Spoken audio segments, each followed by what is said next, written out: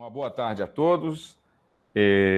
Sejam bem-vindos a mais um webinário do Centro Interativo de Ciência e Tecnologia da Amazônia, aqui da Universidade Federal do Pará. Para nós é uma honra, uma satisfação muito grande ter o professor Eduardo de Campos Valadares, da Universidade Federal de Minas Gerais, juntamente com uma equipe dessa mesma universidade, o professor Pedro Tavares, o professor Daniel Macedo e o discente Daniel Elias. Muito obrigado pela participação de vocês. O início será, então, conduzido pelo professor Eduardo Valadares, que, em seguida, passará a palavra para os demais palestrantes. Eu vou fazer aqui uma breve apresentação do professor Eduardo, que é titular do Departamento de Física da Universidade Federal de Minas Gerais, graduou-se em bacharelado em Física naquela universidade, em seguida fez o mestrado na Unicamp e o doutorado no CBPF, pós-doutorados na USP e na Universidade de Nottingham, no Reino Unido. Além de publicações em várias áreas da física da matéria condensada, tem larga experiência em pesquisa e desenvolvimento de experimentos simples e de baixo custo, com foco na criatividade, inovação e na física do dia a dia. Em 2001, recebeu o Prêmio Francisco de Assis Magalhães Gomes pelas suas atividades em prol da divulgação científica em Minas Gerais, e em 2006 foi contemplado com o Prêmio Denatran, na categoria Orientador de Estudante Universitário. Instituiu a primeira incubadora de empresas na UFMG e coordena o Laboratório de Inovação, Prototipagem e Simulação naquela universidade, que visa fomentar uma cultura de inovação e proatividade nos cursos de graduação. Em 2013, recebeu o prêmio no concurso de Ejercicios e Intervenciones Pedagógicas, Competências Empreendedoras en las Ingenierías, no âmbito do Mercosul, da Fundación Universidad Nacional del Sur, na Argentina. Como professor, residente no Instituto de Estudos Avançados Transdisciplinares, articula a criação de ambientes de inovação na UFMG. Professor Eduardo Valadares e sua equipe, sejam todos muito bem-vindos. Mais uma vez, muito obrigado por terem aceito o nosso convite e, por favor, a plateia é sua, Eduardo. Boa tarde, boa noite a todas e a todos. Muito obrigado pelo convite, professor Crispino e a sua equipe. É um prazer estar aqui com vocês, falando sobre o trabalho que a gente desenvolve no UFMG, voltado para a criação de um ecossistema de inovação multidisciplinar. Nós estamos sediados no Laboratório de Inovação, Prototipagem e Simulação, que é o LIPS. Nós temos uma equipe de professores do Departamento de Física e o técnico Daniel Ribeiro Teixeira, do Departamento de Ciência da Computação, o professor Daniel Fernandes Macedo e o professor Adriano César, e da Faculdade de Ciências Econômicas, a professora Renata Borges e o professor Aureliano Bressan. Além disso, nós temos empresas júniores associadas, que é a empresa da Engenharia Elétrica, da Informática, Consultoria Júnior, a Matemática Computacional e a empresa Júnior da Física. Esse programa é financiado pelo CNPq, FAPEMIG, FINEP, MEC, através da Pró-Reitoria de Extensão da UFMG. Bom, esse aqui é o campus da UFMG, é um campus muito grande, muito arborizado, com área verde considerável. O que eu queria assinalar é que, quando ele foi desenhado, aqui nessa parte que concentra a área de ciências exatas. Aqui atrás, a Escola de Engenharia. Aqui as ciências econômicas. E essa região toda para cá é de ciências humanas, né? As ciências biológicas estão aqui, e a música e belas artes estão nesse canto de cá. Então, significa que existe, nesse conceito de campus, a priori, já uma separação espacial das várias áreas. E o local de encontro é essa região aqui, ó, que é o centro de convivência, onde tem os bancos, restaurantes e tal, e onde as pessoas se encontram. A UFMG também tem o BHTEC, que é um parque tecnológico, e onde tem dezenas de empresas. E aqui eu vou dar uma ideia bem rápida do Departamento de Física, que tem uma excelente infraestrutura para física experimental e teórica também, que é o Laboratório de Física de Superfície, nanoespectroscopia, né, que o departamento é muito forte em nanociências e nanotecnologia, biofísica, e agora o Laboratório de Inovação e Prototipagem, o LIPS, que é o tema dessa palestra. O desafio de promover inovação nos cursos de graduação, eu diria também na pós, primeiro, é uma ausência de uma cultura de projetos, enquanto em outros países, nos países anglo-saxões, essa cultura, eu diria, já tem 40, 50 anos, nós ainda estamos nos primórdios, em certo sentido. Tem uma pouca sinergia dentro da academia, por as razões que eu mencionei anteriormente, a separação espacial, mas também pela linguagem e pela cultura de cada área. E uma resistência à mudança de paradigmas, que é natural. Então, desde a época lá das pedras, né, quando as rodas ainda eram quadradas, quando alguém veio com uma solução inovadora, houve uma certa rejeição. As pessoas estavam muito ocupadas e agradeciam aquela solução. Então, pegando essa analogia aqui, o que nós optamos em vez de tentar essa abordagem da roda né, adequada, que é uma roda circular, nós optamos por manter a roda quadrada e buscar a estrada, o caminho adequado para ela. Quer dizer, a gente fazer um meio de campo entre tradição e modernidade. Um aspecto importante nesse enfoque é o aprendizado baseado em projetos. Eu estive visitando a Universidade do Colorado, em Boulder, e me chamou a atenção esse ditado chinês que diz que se eu ouço, eu esqueço. Se eu vejo, eu me recordo. E se eu faço, eu compreendo. Então, compreender assim, o conhecimento ele só digamos, internalizado, só realmente ele consolidado diante de desafios práticos, né? de problemas, de desafios de uma maneira geral. E então para trabalharmos essa cultura, nós instituímos o projeto de inovação no início de 2000, que é voltado ao trabalho em equipe, a proatividade, os problemas reais. E os estudantes não tinham uma infraestrutura para isso, então eles desenvolveram seus projetos nos corredores, em casa, onde eles conseguiam.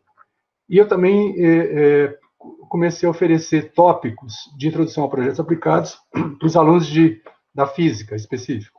O projeto de inovação é um projeto que é aberto aos nossos alunos, né, que frequentam o ciclo básico. São alunos da engenharia, da física, da computação, da química e assim por diante. A filosofia desse projeto é a percepção de problemas, a geração de ideias, né, a busca de soluções inovadoras, né? E muitas vezes, no início, sobretudo, significava canibalizar equipamentos sem uso, computadores antigos, né, brinquedos eletrônicos, uso de oficinas e laboratórios do departamento de física e fora dele, né, e buscar apoio técnico quando necessário para suprir as dificuldades dos estudantes.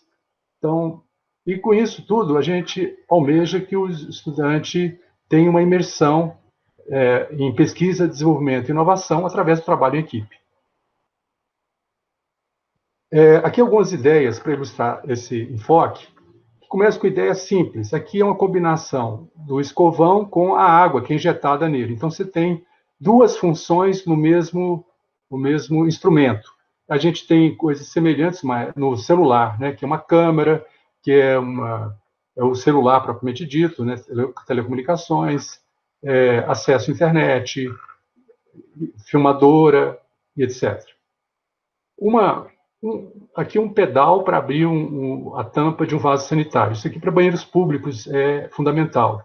E aqui eu coloquei essa máscara, que não existia, só para atualizar esse projeto, né, que foi concebido pelo menos há 10, 15 anos atrás. E aqui outras soluções vieram para problemas identificados pelos alunos, por exemplo, em seus estágios, em chão de fábrica. Então, esse aluno ele identificou que o descarte metálico de uma fabriqueta de antenas parabólicas, ele ficava no chão e o operário vinha com uma pá e com um imã permanente, né, fixado nela e ia grudando aí esses descartes metálicos. Então, era um sistema muito ergonomicamente ruim, né, inadequado, e também esse material ia para o lixão. Então, qual é a solução deles?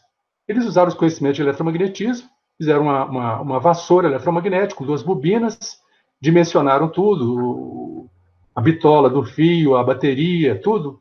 Né? Aqui tem todo o ciclo da concepção dessa solução, e aqui como ela funciona. Né? Eles estão aqui fazendo uma apresentação final do projeto em sala. Também sinalizador de aproximação de ônibus, na época não existia, agora já virou uma coisa, né, presente nos pontos de ônibus. Aqui é uma solução que foi detectado um problema de abastecimento de água nos grandes centros urbanos aqui no Brasil. Então, a solução que eles focaram foi no chuveiro inteligente. Aqui vocês verem que eles produziram esse protótipo usando garrafa PET para simular uma caixa d'água, o chuveirinho é o chuveiro, e a ideia, o conceito é, você usa um sensor de presença e uma válvula, né, que abre e fecha eletricamente, de modo que quando a pessoa está debaixo do chuveiro, aqui a água sai. Se ela está fora, não sai. Com isso, há uma economia considerável de água. Outro problema também interessante, que foi sugerido por um professor, lá colega do Departamento de Física, para uma equipe de alunos, é esse acionamento automático de ventiladores em estufas, que usa o princípio da iluminação pública. Então, tem um sensor, né, uma resistência dependente da luz, que ele permite a iluminação pública quando escurece. Então, aqui é um laser, aqui é um termômetro de coluna, quando a coluna sobe, o mercúrio, ele bloqueia a luz, e para esse sensor é como se fosse noite. Então, em vez de acender a luz, ele vai acender o ventilador numa estufa. Com isso, os alunos fizeram essa ponte entre física, botânica, usando a criatividade. Então, eles tiveram a oportunidade de sair do ambiente da física, conhecer o Instituto de Ciências Biológicas, o Departamento de Botânica, conversar e tal, e foram muito bem recebidos. Ou seja, é uma experiência que eles não teriam se eles não tivessem participando desse projeto. Outro problema que é interessante, ele acontece a partir das demandas dos próprios alunos, das necessidades pessoais. Então, esse aluno ele é canhoto e ele identificou um problema, que no Instituto, as carteiras com apoio eram, na sua maioria, para destros.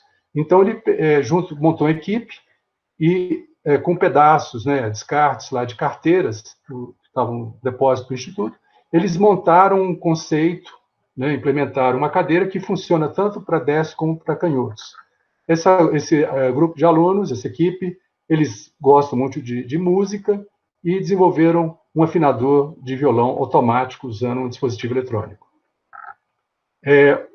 Outro enfoque é a inclusão social, então aprendendo com a diferença. Essa equipe, né, que a líder, né, da equipe, a Camila, então estudante de engenharia química, os demais da física, engenharia elétrica, engenharia de produção, eles desenvolveram um semáforo tátil para deficientes visuais. Então, basicamente, a ideia é que, quando a luz verde é energizada com corrente alternada, né, essa corrente circula uma bobina e nela está um ímã permanente. Como o campo magnético oscila, a direção dele vai para cima e para baixo, isso faz com que o ímã permanente vibre ao tocar essa caixinha, o deficiente visual vai saber que a luz verde está acesa e ele pode atravessar com segurança a faixa para pedestres. Essa turma ganhou o prêmio Denatran, estudante universitário, em 2006, por essa solução. Outra maneira também de mostrar como os alunos são engenhosos e como eles desenvolvem o conceito passo a passo, né? Primeiro a solução, depois vão tentando aperfeiçoar o projeto. Aqui está um separador de cascas. veio de uma necessidade de um aluno que tem pássaros em casa, em uma gaiola, e ele compra ração e tem que separar a palha, né, a casca da semente. Então, eles começaram com um fluxo de ar na vertical e essa solução. O problema é que vocês podem perceber que parte dessas cascas podem cair no chão. Então, eles bolaram uma outra solução, que é toda ela, a casca não sai para fora. Então, esse é um dispositivo fechado, o jato de ar vem aqui pela horizontal, essa casca fica nesse depósito, ela cai aqui por essa tela, né, e aí se separa a casca da semente. E aqui é o protótipo que eles fizeram de baixo custo, usando o que eles tinham à mão, né? Isso é um protótipo muito barato. Mais recentemente, os alunos têm adotado, assim, implementado protótipos usando circuitos programados, como Arduino, Raspberry Pi e assim por diante, e sensores. Então, aqui é um exemplo ilustrativo, são os pontos cegos de um caminhão de médio porte. Então, essas pessoas aqui estão indicadas, essas faixas, indicam os pontos cegos que o motorista não enxerga. Então, tem vários deles. E, obviamente, isso significa risco de acidente. Então, os alunos fizeram um levantamento, né, que 3% da frota de veículos no Brasil é constituída de caminhões. 24% dos acidentes fatais entre 2010 e 2014 envolveram pelo menos um caminhão, segundo o Detran.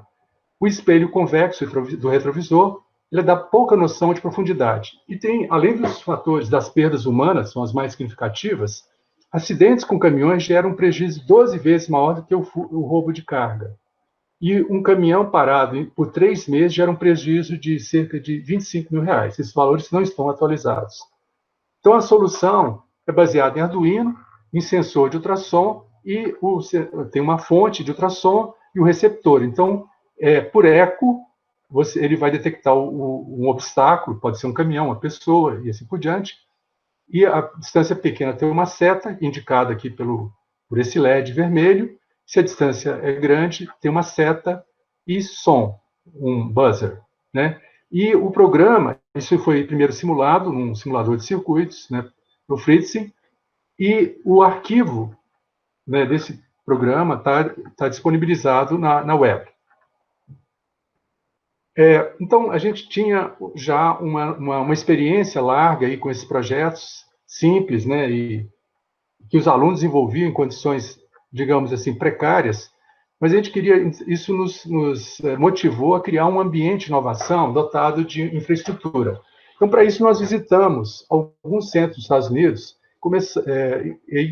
fizemos uma visita técnica, né, à Universidade de Colorado, em Boulder, ao Integrated Teaching and Learning Laboratory, que é o laboratório integrado de ensino e aprendizado. Ele custou, há 30 anos atrás, uns $22 milhões. Tem uma infraestrutura muito robusta de bancadas com equipamentos de prototipagem virtual e física. Isso aqui é uma partezinha desse ambiente. Funciona 24 horas por dia, 7 dias por semana. E o conceito desse laboratório é de permitir que os alunos tenham uma vivência em pesquisa e desenvolvimento, e aqui, no caso, esse grupo de alunos da engenharia aeroespacial, eles estão apresentando um protótipo que eles desenvolveram, fizeram tudo, solda, a parte de eletrônica embarcada, tudo, e teste, e é um submarino robótico, né, destinado a plataformas offshore, né, de petróleo.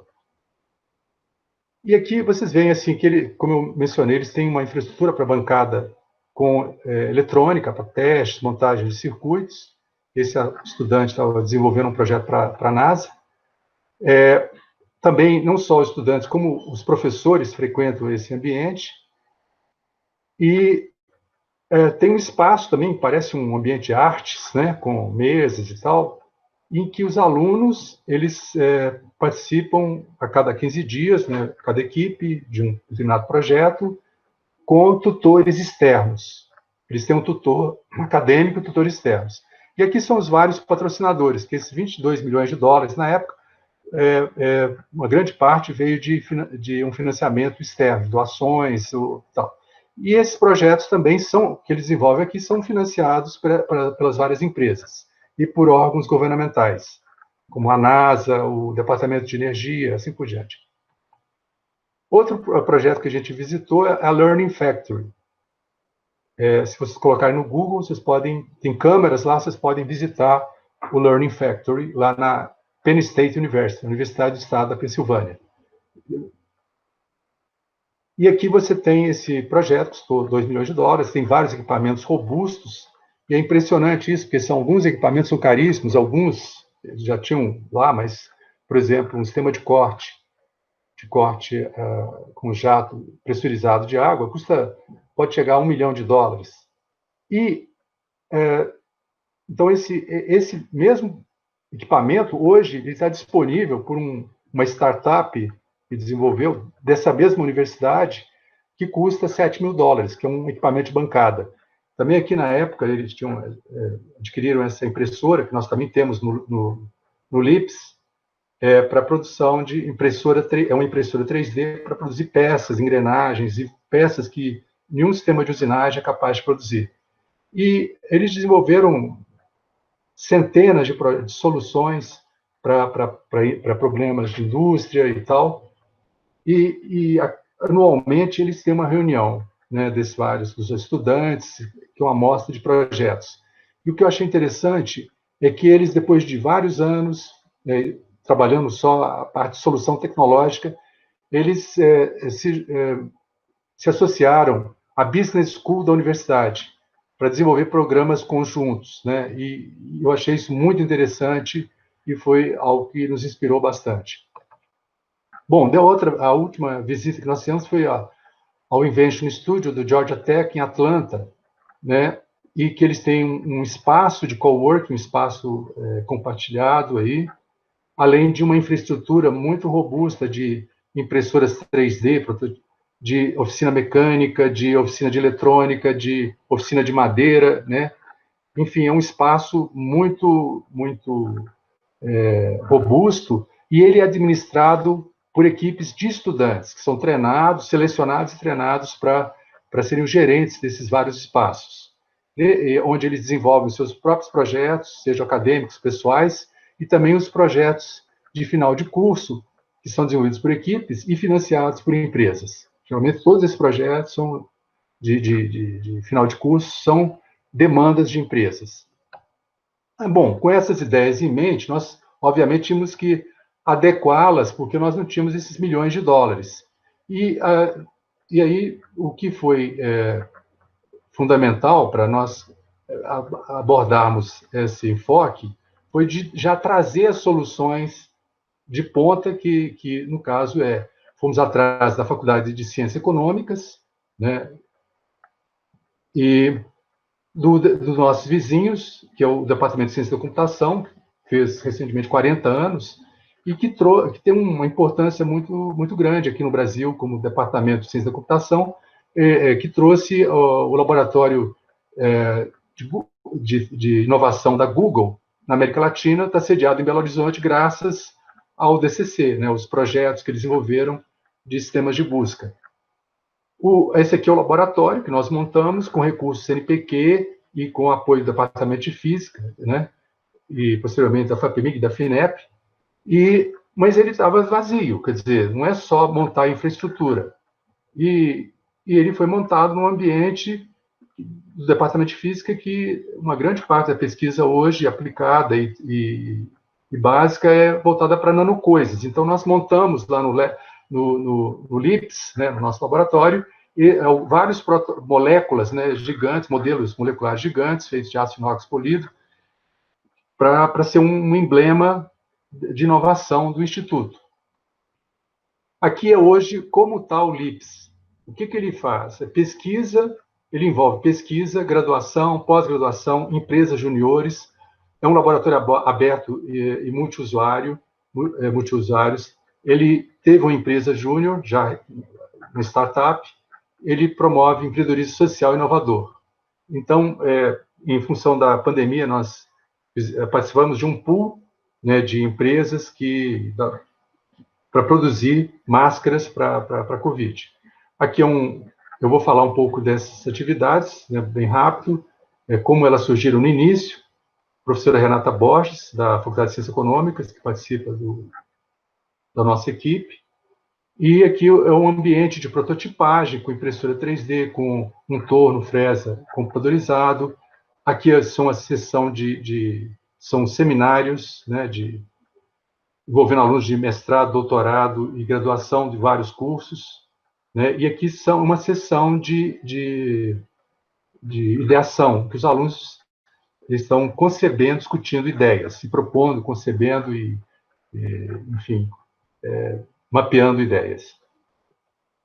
Bom, para a gente chegar nesse estágio, eu passei um ano, em 2016, como professor residente do Instituto de Estudos Avançados Transdisciplinares da UFMG, o IAT, onde meu foco era ambiente de inovação na UFMG. Então, eu tive a oportunidade de mapear professores com interesses em inovação e empreendedorismo, e nós montamos uma oficina de projetos empreendedorismo e inovação, OPEI, com professores das engenharias, da Faculdade de Ciências Econômicas, do Instituto de Ciências Biológicas, do Instituto de Ciências Exatas, né, da Física, onde a Física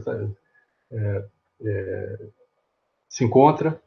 E, enfim, vocês podem notar que essa oficina, os alunos trabalham em equipe, essa ordem das carteiras aí na sala de aula modifica completamente, então tem muito mais protagonismo dos alunos. E aqui eles eles participam de um júri de ideias, estão tentando validar ideias propostas por equipes de alunos, e os alunos desenvolvem, apresentam ao final protótipos, né, que são os protótipos que são chamados produto mínimo viável, para demonstrar o conceito que eles estão propondo. Também nós tivemos a oportunidade de conexão com o ecossistema empreendedor de Belo Horizonte. Tem o São Pedro Valley, que é um equivalente ao nosso Vale do Silício, né, de BH, que tem muitas empresas, muitas startups na área de informática e assim por diante. E também tivemos contribuição de empreendedores desse ecossistema, atuando tanto como mentores dos alunos, como também trazendo a sua experiência, né, como empresários e empreendedores. E também tivemos a participação de professores, né, por exemplo, esse professor da Universidade de The Hague, na Holanda, falando sobre design e empreendedorismo. Bom, dessa primeira oficina, em 2016, nós tivemos 80 alunos de 17 cursos, de 5 escolas diferentes, né, das engenharias, das várias engenharias, da física, administração, educação física, psicologia, ciência da computação, comunicação social, design de moda e ciências socioambientais. E esse curso foi, digamos assim, pioneiro na universidade, e ele passou a ser referência para disciplinas transversais na área de empreendedorismo e inovação. Bom, além disso, como eu mencionei antes, nós tivemos a primeira empresa residente, que foi a Maxus, que desenvolveu uma solução para chuveiro, né, é um dispositivo que é incorporado a chuveiros convencionais, e ele pulsa a água. Então, a água não sai como um jato contínuo, mas pulsado. Com isso, você tem uma economia de água, porque você não precisa do jato contínuo, né?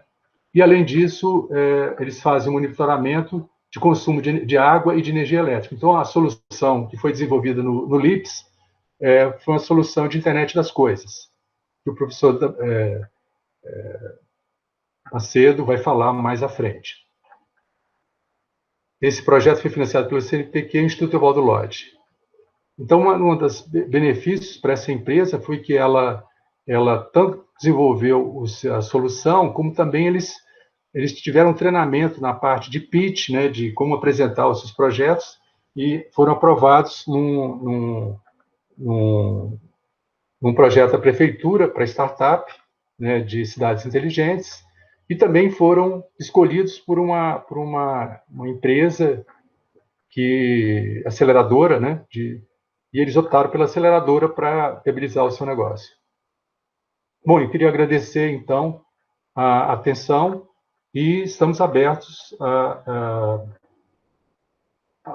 ao contato, a quem se interesse e quem quiser visitar o nosso laboratório. Muito obrigado pela atenção. Vou passar a palavra para o professor Daniel Macedo. Obrigado. Em primeiro lugar, antes, eu proponho que nós temos aqui uma salva de palmas aí, liguemos os microfones para dar uma salva de palmas para o professor Eduardo Valadares. Tá certo?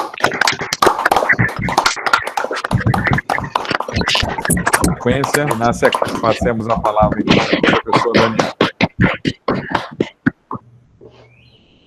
Bom, gente, gostaria de agradecer o convite, agradecer a todos que estão presentes aqui. Então, enquanto eu vou arrumando aqui a apresentação, eu vou falar rapidinho, né, quem eu sou. Eu sou professor no Departamento de Ciência da Computação, fiz graduação e mestrado na UFMG, na área de computação, e fiz o meu doutorado na Universidade Pierre-Marie Curie, na França. A minha área de pesquisa é mais redes de computadores, e aí pela conexão que a gente tem, né, de redes de computadores com, hoje, né, o que a gente conhece como internet das coisas, eu acabei encontrando o Eduardo, quando a gente desenvolveu, né, um projeto para um laboratório de internet das coisas. E daí, né, a gente tem uma parceria, que é uma parceria que está sendo muito frutífera, né, já se juntaram outros professores depois disso, como o Pedro, o Adriano, que não está aqui presente, que é da computação, né, e está sendo bem interessante. O que eu vou falar hoje para vocês vai ser em cima, principalmente, de 2 cursos que nós temos hoje, com alunos de graduação e de mestrado, na área de inovação. Mas, antes disso, eu acho que vale uma reflexão de como que a inovação ela é vista hoje e qual que vai ser o papel dela no futuro. Então, para contextualizar, né, uma coisa muito interessante que está acontecendo hoje com a evolução da tecnologia, com toda a automação, com a inteligência artificial, é que a gente vê que em muito pouco tempo a gente vai ter uma mudança muito grande do que seria, né, o mercado de trabalho. Essa matéria, ela é interessante porque é um relatório da OCDE e que fala que profissões que são profissões de prestígio, né, que a gente vê os alunos procurando, as profissões mais concorridas, né, como medicina, todas as áreas de engenharia, administração de empresas, advocacia e outras, são áreas que estão com uma tendência de desaparecerem no futuro, por causa de novas tecnologias, né, que estão surgindo. Então, existe uma mudança que está acontecendo hoje, vamos dizer, no mundo do trabalho, né? E é uma coisa normal, né? O trabalho ele tem evoluído com o tempo. Se a gente voltar um pouco, uma coisa interessante que a gente pode ver é olhar o que era antigamente, né? A advocacia. Então, antes da internet, a advocacia, a gente tinha muito essa noção na imagem da esquerda, em que a gente chegava lá no escritório do advogado, tinha aquela quantidade bonita de livros, né, que eram todas as leis, né, todas as informações necessárias. Mesma coisa no médico, né, o médico tinha vários livros ali, com tudo que você tinha, e a gente tinha meio, que eu chamo de guardiões do conhecimento, né, em que aquela pessoa, ela tinha uma formação, porque ela foi na universidade, ela teve acesso àquele conhecimento, aquela informação estava em bibliotecas, ou aquela informação só era disponível quando você conversava com certas pessoas, com os professores daquela área, né? Então, meio que a universidade era uma barreira, né? Que a partir do momento que você entrou na universidade, tem acesso ao conhecimento, à formação, resolveu. Você, a partir daquele momento, né, passou por aquele processo, se tornou um advogado, se tornou um físico, o que for, né? Aí hoje a gente vê que mudou muito. Se a gente pegar o advogado pós-internet, né, está muito mais com a cara para a figura da direita, em que ele tem um computador, que ele consulta todas as legislações necessárias e um bloco de notas ali para poder fazer tudo que ele necessita, né? Isso é uma mudança muito grande, porque hoje o conhecimento ele está disponível, né? A informação ela não está fechada. É mais importante hoje saber procurar informação do que efetivamente ter essa informação. E então a internet trouxe muito disso e hoje, né, a palavra em voga é a inteligência artificial, né? Então aqui tem algumas matérias que eu trouxe, por exemplo, né, os robôs que estão tirando empregos de pessoas em áreas rurais, ou esse caso aqui dos Estados Unidos, né, que 1 em cada 6 empregos no estado de Tennessee provavelmente vai desaparecer a partir do momento que a gente tiver carros autônomos. Então, hoje a gente já não tem mais aquela tranquilidade de que, bom, passei pela faculdade, estou formado, né, literalmente, né, a palavra interessante, estou formado, acabei a minha formação, estou completo e pronto, resolvi a minha vida. Não é mais isso, né, a gente tem que ter uma atualização frequente.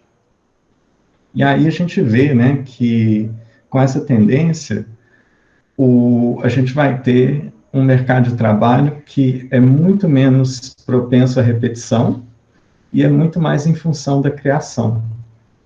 A gente pode ter, assim, como regra básica na nossa atuação hoje é o seguinte: se você está fazendo alguma coisa que é repetitiva, se o seu dia de ontem é igual ao dia de hoje, então você tem que ficar esperto, porque significa que isso pode ser automatizado.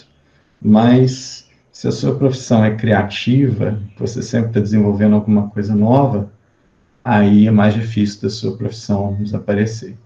Então a gente vê essa tendência, né, que o que está ficando, o que está sendo valorizado é a criação, então sempre desenvolvendo coisas novas, profissões que envolvem interação com seres humanos, certo? As chamadas soft skills, né? Então, você ser um bom comunicador, conseguir interagir bem com as pessoas, entender os problemas, né? Tirar soluções em cima dos problemas, e profissões criativas, né?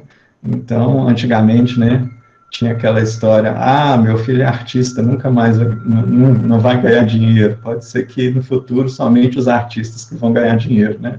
E não os físicos, os engenheiros, o pessoal das hard sciences.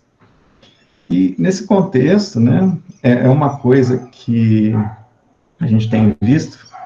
Aqui é um exemplo de 3 livros que a gente encontra, né, nas livrarias, em que tem um questionamento muito grande se a universidade, e não só a universidade, mas o sistema de ensino como um todo, está cumprindo seu papel. É muito curioso a gente ver um livro, né, falando que a escola não nos ensina, que não se aprende na escola.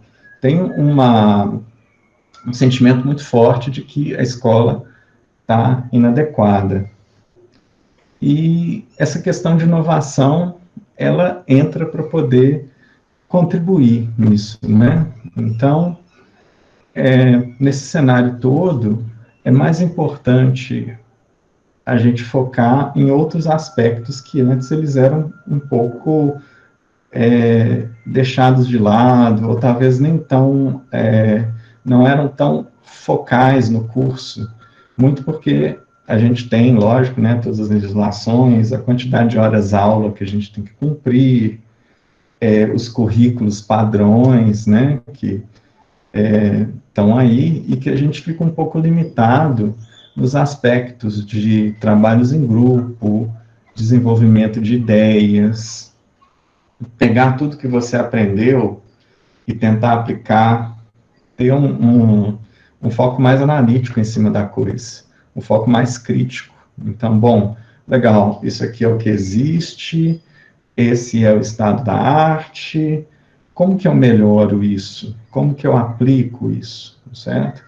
Então, é uma coisa menos encaixotada, menos padronizada. O Eduardo gosta muito de falar, né, uma coisa menos fordista, né, que o aluno ele tem aquele conjunto de disciplinas que ele vê direitinho, seguiu aquele conjunto de disciplinas, acabou, né? A gente tem que ter alguma coisa que é mais flexível, mais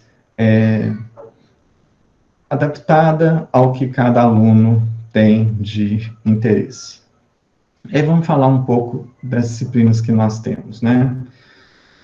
Atualmente a gente tem 2 disciplinas que nós oferecemos, uma de projetos que envolve toda a parte de desenvolvimento de produtos e inovação, e outra que é mais técnica.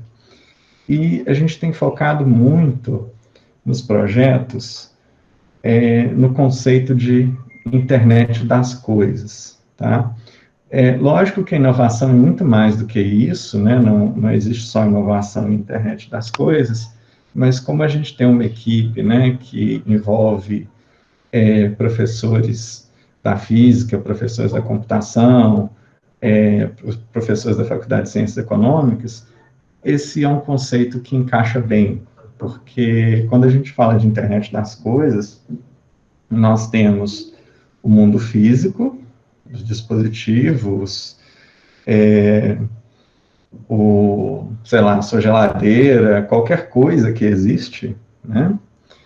E tudo isso é interligado em rede, a gente coloca um processador, coloca algum tipo de dispositivo de comunicação, e aí esses dispositivos, eles estão conectados à internet, ok? A gente pode fazer perguntas para esses dispositivos, obter dados desses dispositivos e interagir com esses dispositivos. Tem muita coisa que pode ser feita aí, tá? Eu não vou entrar no mérito de quais são as aplicações, mas é interessante pensar em um exemplo. Então, a internet das coisas é interessante para a inovação, porque é um conceito amplo e que traz muita mudança e faz com que os alunos possam gerar um projeto que ele pode ter um mercado mais para frente. Então, se o aluno desenvolver um pouco mais essa ideia, isso pode vir a gerar uma empresa ou gerar um produto que ele venda para outra empresa.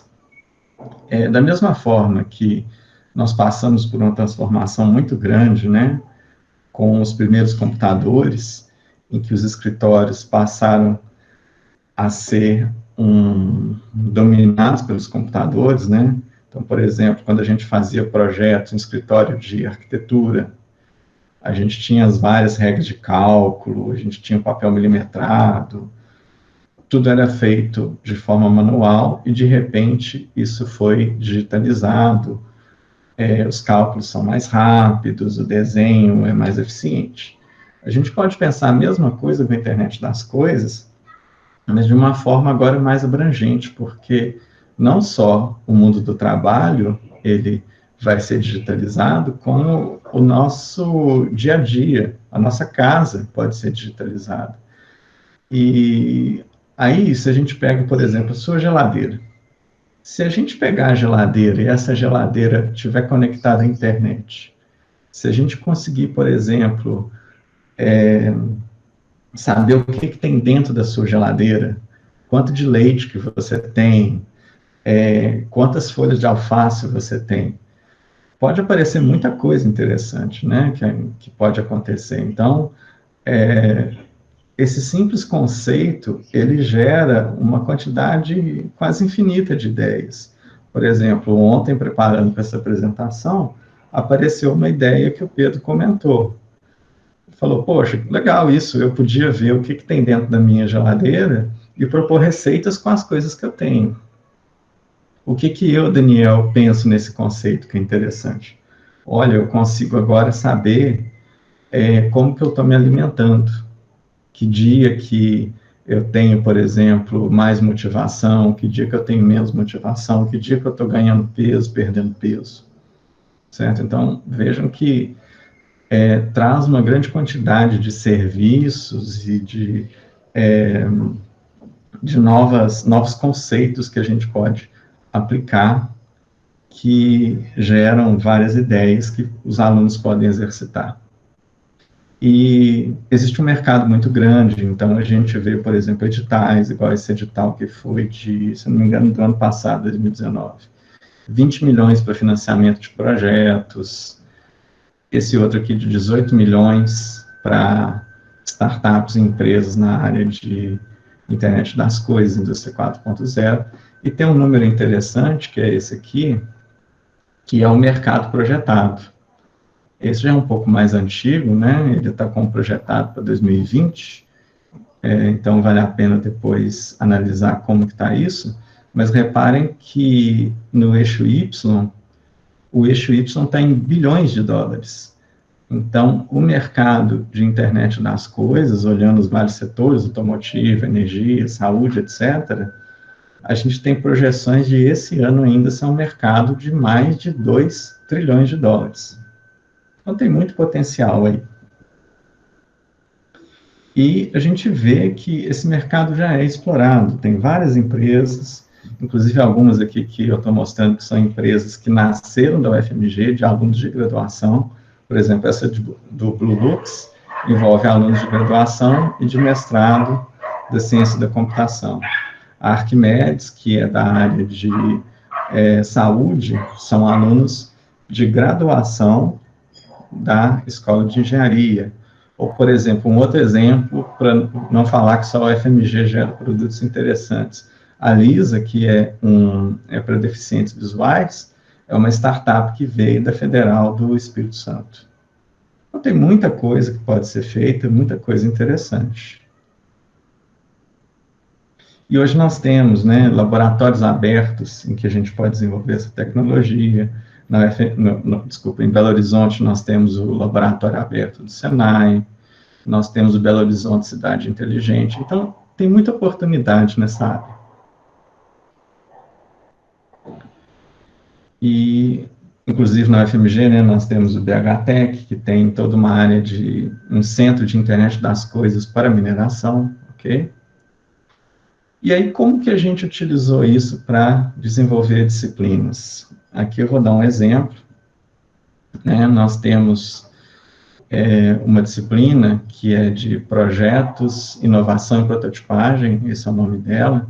Participam alunos de graduação e de pós-graduação do Instituto de Ciências Exatas, da Faculdade de Ciências Econômicas, e tem também, na UFMG, a gente tem uma pós-graduação em inovação. Então, nós juntamos pessoas com aspecto mais técnico, que são do Instituto de Ciências Exatas, pessoas mais gerenciais e pessoas que já vieram do mercado, muitas vezes, como o público que a gente tem do mestrado em inovação. Todos eles juntam, e o objetivo da disciplina é a gente dar uma noção básica dos conceitos mais modernos de inovação, né? Por exemplo, as ideias de startup enxuta, de canvas de modelo de negócio, conceitos também que a gente chama de prototipagem rápida, como plataformas eletrônicas de baixo custo, tipo Arduino, uso de impressora 3D, e juntar isso tudo e muito rapidamente construir um protótipo e tentar validar a sua ideia. E aí essas aulas, a gente tem várias fases. Aqui eu estou mostrando a parte de ideação, em que os alunos, cada um propõe uma ideia e eles votam que ideia que é mais interessante, que tem mais aplicação, e aí em cima dela, dessa ideação, do brainstorm, a discussão, a gente identifica, né, quais seriam os projetos que os alunos vão fazer. A partir disso, né, eles formam grupos, eles começam a discutir tanto os aspectos de produto, né, sendo a coisa física, a tecnologia, quanto a parte mais comercial, como que vai ser o modelo de negócios, como que vão ser os canais de venda, como que vai ser a monetização. E aí a gente tem resultados parciais, aqui é um exemplo, né, do Canvas de proposta de valor. E tudo isso, né, eles vão refinando, com a ideia de sempre ter um produto mínimo viável e que ele vai sendo melhorado, vai trazendo mais funcionalidades, eles testam com colegas, testam em empresas a aceitação da ideia, ok? Até o momento que chega na parte final, em que tem a apresentação final, que é o famigerado pitch, né, que a gente fala na parte de negócio, que é aquele momento que você tem 5 minutos para falar da sua ideia. E aí, nesse momento, né, nós trazemos pessoas do mercado, que compõem a banca, e nós temos pessoas de empresa, pessoal de marketing, pessoal de financiamento, né, nesse caso aí, a UFMG tem uma financiadora de projetos que é a Fundepar, que participou, e os alunos expõem suas ideias. E aparecem coisas muito interessantes. Então, nós tivemos como exemplo, né, uma ideia de um aluno que veio da Embrapa e que queria fazer um aplicativo para verificar a qualidade do solo. E aí, nesse aplicativo, você informa as medidas do solo, né, o que você tem de algumas concentrações de minerais, e facilita a pessoa saber que tipo de correção que ele vai fazer nesse solo. Outra que foi bem interessante foi uma câmera inteligente para o seu condomínio, em que é possível identificar pessoas que você conhece, é possível identificar algum tipo de comportamento inesperado, e aí alertar as pessoas em cima disso, não em cima, por exemplo, de um movimento, que é o clássico. Esse aqui que é bem interessante também, que é uma aluna que veio do Instituto de Ciências Biológicas e que, junto com os colegas, desenvolveu uma estufa para poder criar larvas. Essas são larvas que são comestíveis e que elas são interessantes para fazer alimentação, por exemplo, de suínos. É uma forma mais barata de alimentar os animais. E, além disso, as larvas, elas comem o lixo que a gente produz. Então, todo o lixo orgânico que a gente produz, ele é aproveitado nesse momento. Então, isso é o que a gente tem feito no braço, que seriam das disciplinas atualmente. Nós temos outras iniciativas. Uma iniciativa recente, né, que o Pedro e o Daniel Cota vão falar, é uma iniciativa de interagir esse ambiente de inovação, o LIPS, com as empresas juniores, de uma forma que a gente tenta encaixar um pouco mais os alunos nesse trabalho. Eu vou passar, então, para o Pedro, para que ele possa se apresentar. Ok, muito obrigado, então, Daniel. Antes de passar para o Pedro, eu vou pedir, então, que a nossa audiência se manifeste com uma salva de palmas aí para o Daniel.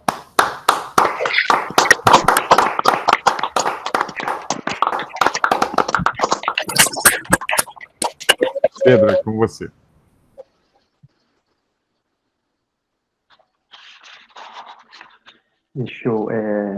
Boa noite a todos. Deixa eu pegar a minha apresentação aqui. Isso. Tá ok, né? Tá ótimo. Ok. Bom, boa noite a todos. Obrigado, Daniel. Obrigado, Eduardo. Obrigado, Crispino, também, pela oportunidade de estar aqui. Meu nome é Pedro Tavares. Eu sou professor ali no Departamento de Física da UFMG. Minha carreira de pesquisa, né, ela é voltada para pesquisa experimental com gases ultrafrios degenerados, e eu fiz minha carreira de estudos, meus estudos no Instituto de Física de São Carlos, da Universidade de São Paulo.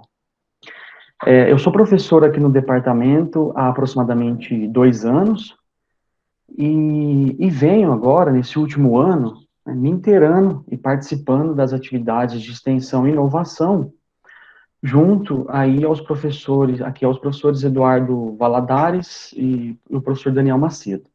E, claro, toda a equipe também que colabora e usa ali do espaço do LIPS.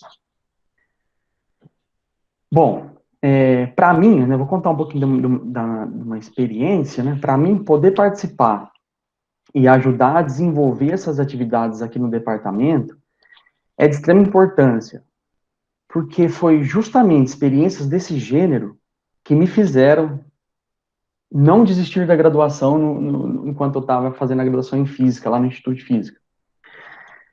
Por volta do 3º ano, eu tive muitas dúvidas sobre o curso, dúvidas que pairam na cabeça de aluno normalmente, né? E fiquei tentado a pedir meu desligamento. Mas aí, nesse período, surgiu um grande desafio, né? O desafio de, junto com alguns colegas meus ali de graduação, de nós criarmos uma empresa júnior do Instituto de Física de São Carlos. Para mim, esse desafio foi muito motivador e foi um difusor de águas para eu prosseguir com o curso. E, claro, ter essa experiência na criação da empresa júnior me fez conhecer o protagonismo do físico, né?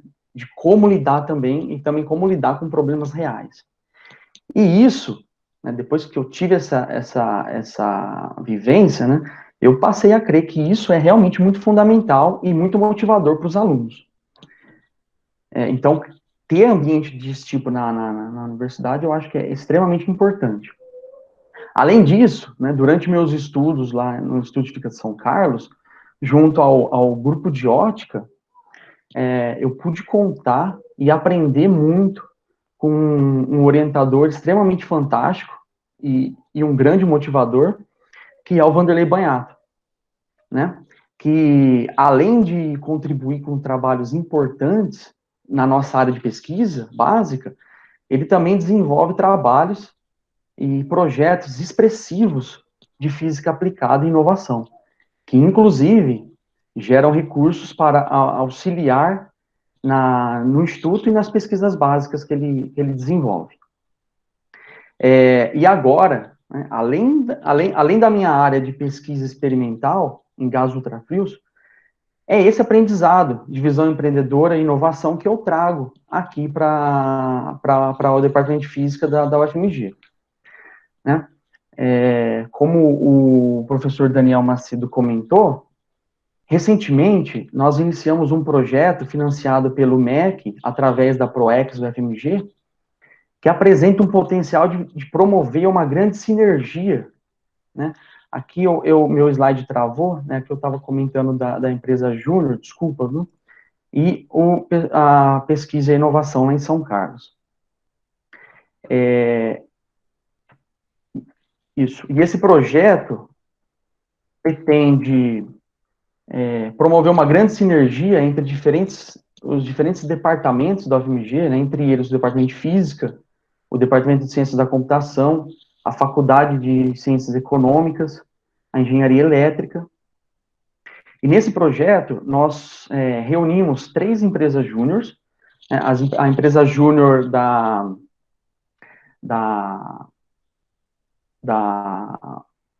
engenharia elétrica, desculpa, a consultoria júnior da Faculdade de Ciências Econômicas e a informática júnior. Essas 3 estão entre uma das mais ativas da universidade, elas realizam ações socioempresariais e de empreendedorismo social. Além dessas 3 empresas, nesse projeto a gente também propôs a criação de mais 2 empresas júniores, a empresa júnior da matemática computacional e a empresa júnior do departamento de física. E que, inclusive, essas empresas júniores vão poder contar com os 2 ambientes de inovação que possuímos, que é o LIPS, sediado no ISEX, como o professor Eduardo já comentou, e o FACILabs, que é sediado na Faculdade de Ciências Econômicas, e que conta com projetos de empreendedorismo social financiados pela FAPEMIG e pela Fundação Renova, entre eles, o projeto de recuperação das áreas impactadas pelo rompimento da barragem Mariana. E esse projeto ali na FACILab, o objetivo dele é gerar uma metodologia de startup, né, para que as pessoas afetadas pelo acidente lá de Mariana criem formas alternativas para produzir rendas. Bom, com todo esse ambiente multidisciplinar, ampliaremos, né, a nossa pretensão é ampliar as ações empreendedoras e de inovação, não somente dentro da universidade, né, dos laboratórios de pesquisa, mas também fora da universidade, como, por exemplo, através de empresas, indústrias, projetos Embrapi, projetos Fundepar, e também inventores, né, que, inclusive, recentemente, nós estamos elaborando um projeto junto a um inventor externo à universidade. Bom, e dentro de todo esse projeto, né, dessa parceria e sinergia que nós estamos propondo, é com muito entusiasmo e motivação que eu estou acompanhando e ajudando na criação da empresa júnior do Departamento de Física, né, algo que vai a favor da minha filosofia de que alunos devem ser desafiados para encontrar soluções inovadoras para inserção nesse mundo aí com rápidas transformações tecnológicas. E basicamente é essa a exposição que eu queria dar sobre esse projeto que nós estamos iniciando aqui no Departamento de Física, e especificamente sobre a criação da empresa júnior, né, eu gostaria de passar a palavra para o aluno, o Daniel Cota, que é aluno aqui nosso do Departamento de Física, e ele é um dos responsáveis pelo movimento da criação da empresa júnior. E ele vai contar para a gente um pouquinho da sua experiência, como é que está sendo, tá ok? Agradeço a oportunidade de poder comentar rapidamente sobre esse projeto e sobre um pouco da minha experiência. Perfeito. Então, vamos agradecer aí ao Pedro Tavares com uma salva de palmas.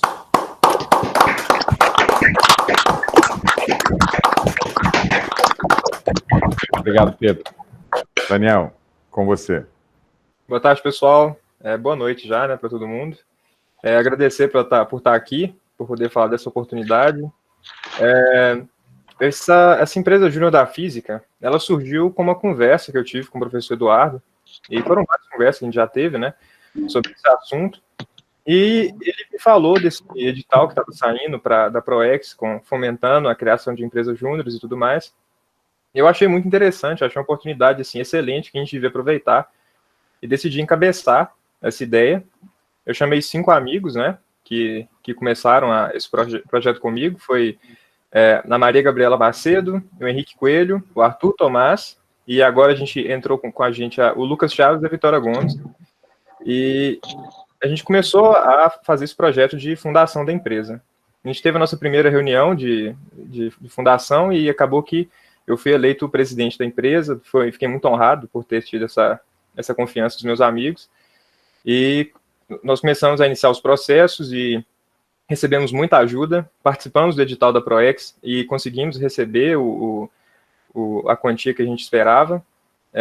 Nesse edital, eu acabei fazendo contato com um monte de gente das outras empresas, né? Pessoal da UCJ, da CPE, da iJúnior, da Pi Júnior, e esse pessoal me ajudou muito no começo, foi trazendo, mandando, a gente fez muito benchmark, né? Trocamos muita ideia, e depois houve um edital para participar de um projeto que chama Pilar.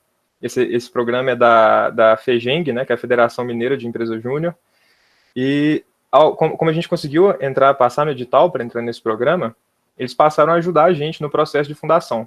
Então, a gente teve uma consultoria que começou semanalmente, nos dava umas entregas para fazer, e aí acabou que, ao que tudo indica, a gente vai conseguir o CNPJ da nossa empresa ainda esse ano.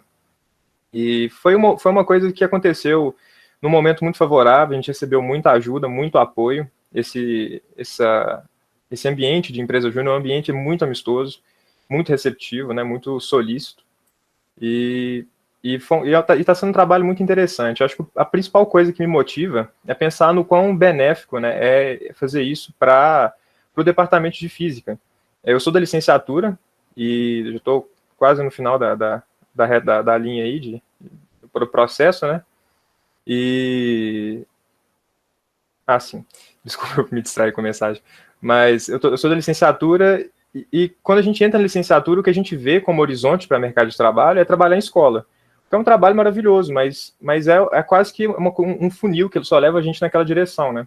E educação é muito mais que isso. Educação, essa conversa que a gente está tendo é um momento de educação. Educação está em quase tudo na vida, né?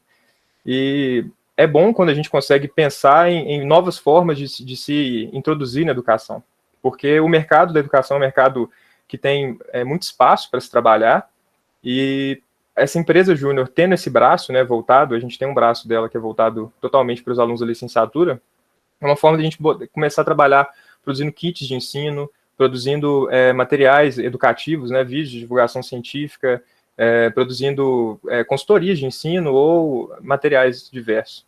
E a gente também tem um braço que contempla os alunos do bacharel, e isso também é muito interessante, porque normalmente os alunos do bacharel, eles acabam se sentindo afunilados na vida acadêmica, né? E o físico é um profissional muito versátil. Ele tem muitas habilidades que podem servir e atender bastante às necessidades do mercado. Ele pode trabalhar na indústria, nas empresas, né, na inovação. E eu acho que faltava isso no departamento, ter esse espaço para o graduando entrar e ter um treinamento, ter uma experiência, poder ocupar um cargo ali de chefia, de liderança, treinar um pouco de liderança, um pouco de inovação, e se encontrar ali mesmo profissionalmente. E eu fico muito feliz de estar junto com esse pessoal aí que está trabalhando para fazer isso acontecer. É um grande privilégio, assim, para mim estar nisso.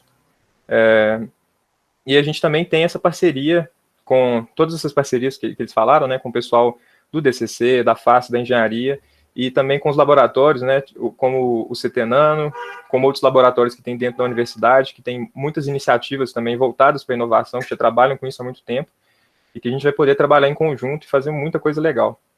Então, eu tô bem animado com isso, uma experiência muito enriquecedora, única na minha vida, e como eu já falei, está sendo uma honra para mim participar desse processo. É isso. Ok, Daniel, muito obrigado. Vamos, então, uma salva de palmas aqui para o Daniel. Em seguida, nós podemos passar para a parte das perguntas. Eu não sei se o Eduardo quer comentar alguma coisa já, ou a gente começa, então, com as perguntas. Crispino, eu queria só mencionar uma coisa, que é que nós tivemos uma experiência muito interessante com uma empresa residente, uma startup que ficou residente no LIPS e que foi financiado pelo CNPq. Então, é um conceito que já existe no Departamento de Ciência da Computação e que a gente está vivenciando agora lá no LIPS. É basicamente isso. Perfeito. Então, obrigado, Eduardo. Vamos, então, passar aqui para as perguntas. Bom, eu tenho aqui algumas perguntas. A primeira pergunta aqui, o Yuri, ele ficou, acho que como eu, né? O Yuri Borges é aqui um discente da Universidade Federal do Pará, aqui do CICTA, e ele ficou muito impressionado, acho que como eu, né, com a apresentação de vocês sobre essa questão de automatização, certo? Das residências, né, e do trabalho. Realmente, assim, eu vou misturar a pergunta dele com, obviamente, né, quer dizer, dar um toque pessoal, né, quer dizer, essa coisa de que realmente, se a sua ação amanhã for igual à de hoje, quer dizer, você está ameaçado. Isso é impressionante. Depois eu queria fazer outra pergunta nesse sentido, né? Mas ele está perguntando assim, quer dizer, é lógico, né? Quer dizer, ninguém aqui tem bola de cristal, né? Mas como vocês acham que isso está caminhando? Quer dizer, vocês têm indícios já de outros locais onde alguns avanços já estão sendo vividos na sociedade, tanto no nível doméstico quanto no nível laboral?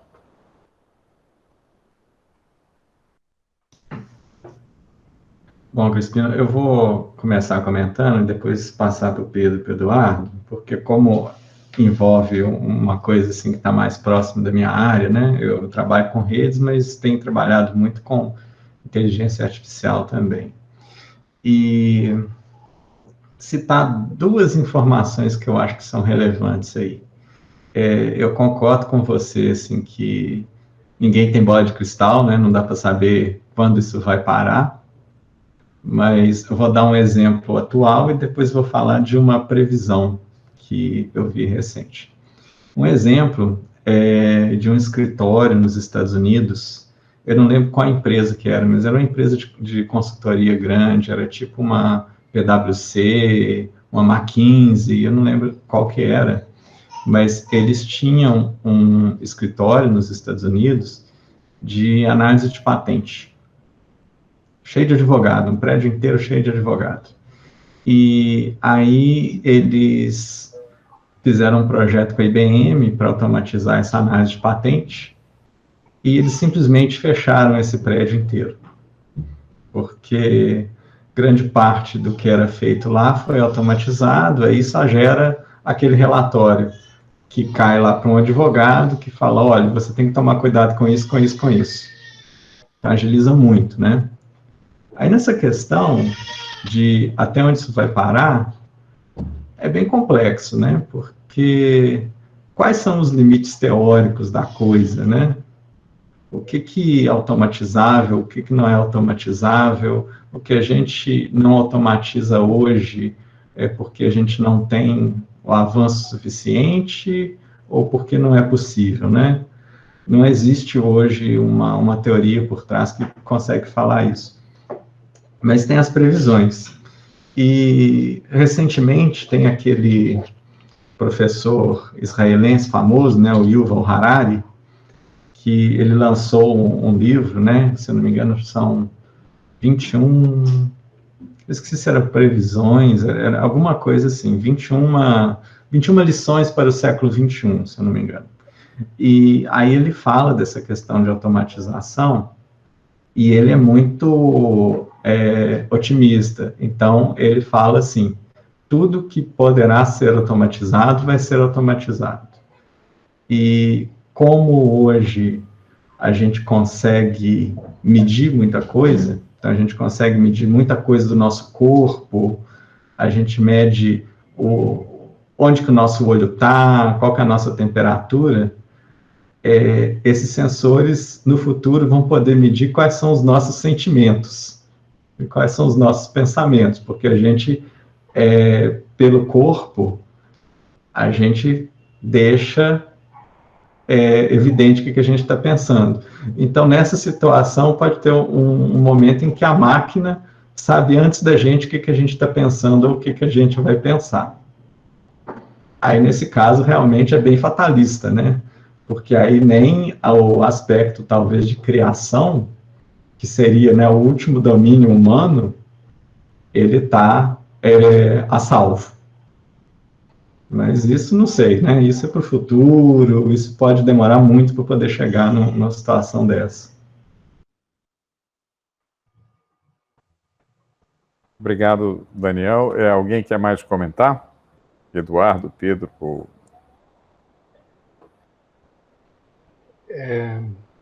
Senão eu já passo para outra pergunta. Crispino, Sim, eu só quero falar uma coisa que eu achei muito, que o próprio Daniel me contou, de uma empresa que fabrica pizza. Então, Eu ia falar dela. ela... Ah, então pode falar, Pedro. Não, Conta não, aí. Você... não, não. É que eu lembrei da conversa, assim, é por isso. É por isso que eu estava desativado o microfone. Você quer contar? Eu achei muito interessante. Fala, eu acho que você vai dar mais. Você está mais próximo do mundo das pizzas. Não, Pode Eduardo, falar, eu por te cortei no gentileza. meio do caminho. Fica à vontade. O microfone está mais ativado. Então, essa empresa, ela usa robôs para fazer a pizza. Ela está tudo programado, qual o tipo de molho e tal. E a gente estava especulando, né, nessa bola de cristal aí que o Daniel Macedo falou, de que no futuro a pessoa liga e o entregador já está com a pizza na porta, porque a inteligência artificial já sabe dos hábitos e dos dias e dos que a pessoa come, tem uma certa regularidade. Então, vai ser um negócio, você não sabe qual vai ser o limite, né, entre a pessoa já tem um desejo e já está a coisa pronta. Então, a gente vai estar muito próximo daqueles contos de Alibaba e coisas mágicas. Né? É isso que eu queria falar. Ok, Eduardo, muito obrigado. Assim, vocês, por favor, interrompam aí a qualquer momento para fazer as suas intervenções, assim, não se sintam, né, não esperem que eu passe a palavra, viu, Eduardo, Daniel, Pedro, assim, fiquem à vontade, porque a dinâmica eu acho que é essa mesmo, né? Então, assim, eu tenho aqui uma outra pergunta, né, que foi feita no chat, do Sérgio Souza, que é um aluno aqui da Universidade Federal do Pará, do Laboratório de Demonstrações, né? E ele está, obviamente, parabenizando. O sentimento aqui de todos nós é de muita alegria pela excelente, né, exposição de todos vocês.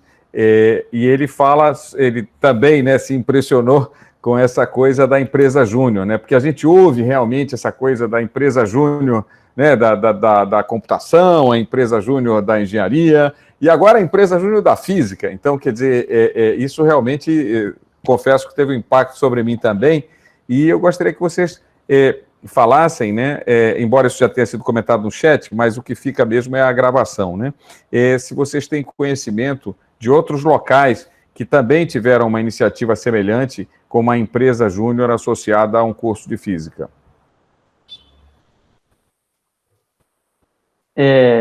Deixa eu comentar. Obrigado, Sérgio, da pergunta. Obrigado, Crispino. Bom, uma dessas empresas júniores lá no Instituto de Física de São Carlos, né? Essa que eu comentei que a gente criou lá. Ela é uma empresa júnior lá do Instituto de Física. Ela hoje, se eu não me engano, eles mudaram de nome, mudaram um pouquinho a atuação, mas ela existe ainda. E em relação aos kits educacionais, né, o Daniel Cota pode complementar, mas é um dos portfólios para a nossa empresa, né, para esse kit, fazer kits educacionais, apesar de que eu tenho, assim, até conhecimento que existe alguns já no mercado, né, mesmo lá em São Carlos, uma das ações de inovação lá do Vanderlei foi junto com uma empresa, desenvolver kits junto com uma empresa. Se eu não me engano, o nome da empresa é Educar, né? Eles fazem também alguns kits, mini kits educacionais, né? Mas o Daniel pode até complementar do ponto de vista da empresa júnior daqui do nosso departamento agora. Boa noite de novo. O Sérgio ele trabalhou na parte de demonstração, eu trabalhei 2 anos e meio também na sala de demonstrações de física aqui da UFMG, foi uma experiência maravilhosa que está me ajudando bastante assim, nesse processo da empresa júnior. Se ele é da graduação, incentiva ele a fazer uma empresa júnior também aí no Pará, porque é uma iniciativa bem interessante. A nossa empresa possui, como o Pedro falou, essa ideia de trabalhar com experimentos de física, não só com experimentos, produzindo experimentos para vender, mas também kits de ensino e também a produção de vídeos de experimentos para poder ser fornecido para escolas que não têm esse material Então, quando o professor estiver dando alguma aula, você usa tanto os vídeos quanto as simulações que a gente pretende fazer. Está na nossa carta de produtos isso, a gente não conseguiu começar, porque a gente está no processo de fundação. Outra coisa é que eu conheço uma empresa, chama Fisitec, ela é do estado do Amazonas, da Universidade Federal do Amazonas, se eu não me engano. A presidente dela é a Glenda, e a gente conversou, fiz um benchmark com eles. Eles me falaram que o foco deles é educação, ela é da licenciatura, e eu mandei até o Instagram dela no chat, quem tiver interesse em conhecer, né, o Instagram da empresa. Eu tenho quase certeza que eles produzem esses kits. Eu não vou saber falar agora com certeza, porque eles já tem um tempo.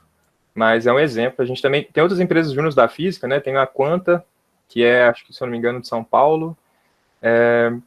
Tem uma outra empresa que me fugiu o nome aqui. Mas eu conheço, assim, de conversar já, de ver as pessoas, 4 empresas, né? Contando com essa de São Carlos. E excluindo a nossa.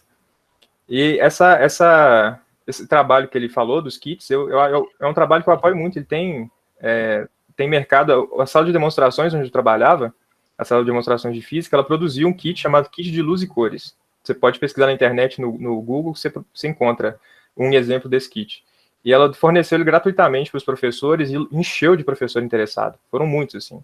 Mandaram e-mail e acabou que teve que fazer um processo seletivo para poder distribuir os kits de tanto interesse que teve. E foi daí que eu tirei essa ideia, que a gente teve essa ideia de produzir esses kits também. Porque é uma coisa interessante, né? E pode ajudar bastante a educação do país.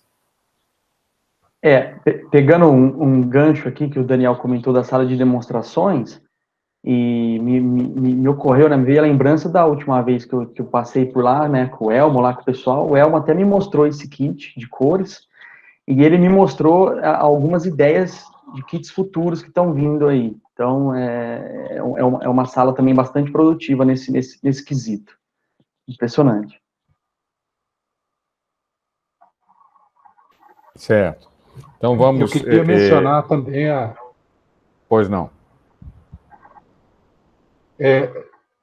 A USP de São Paulo também tem uma empresa júnior. Eu, inclusive, estive lá na época que eles estavam, assim, criando a empresa. Eles fizeram uma série de palestras, me convidaram para falar sobre a nossa experiência em Belo Horizonte, lá do laboratório.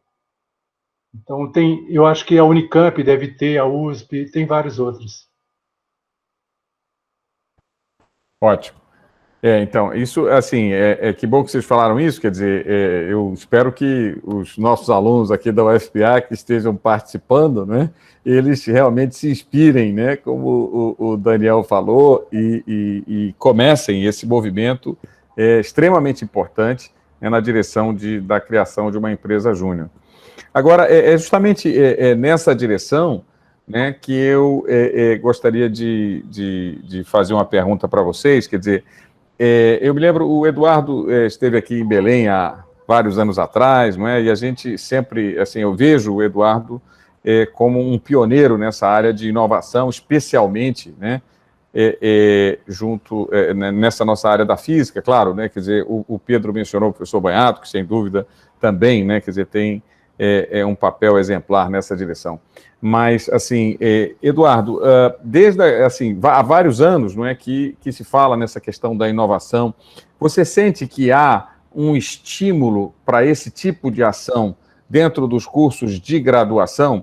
E aí, assim, obviamente, não sei o quanto você vai poder falar sobre, assim, num âmbito nacional, né? Mas se você falar um pouquinho da sua experiência, você também tem uma vivência internacional muito grande, como você expôs aqui para a gente. Quer dizer, eu queria que você falasse um pouquinho sobre isso, e também, obviamente, o Pedro, o Daniel, quem quisesse. Olha, eu acho o seguinte, aqui no Brasil, as coisas demoram a chegar.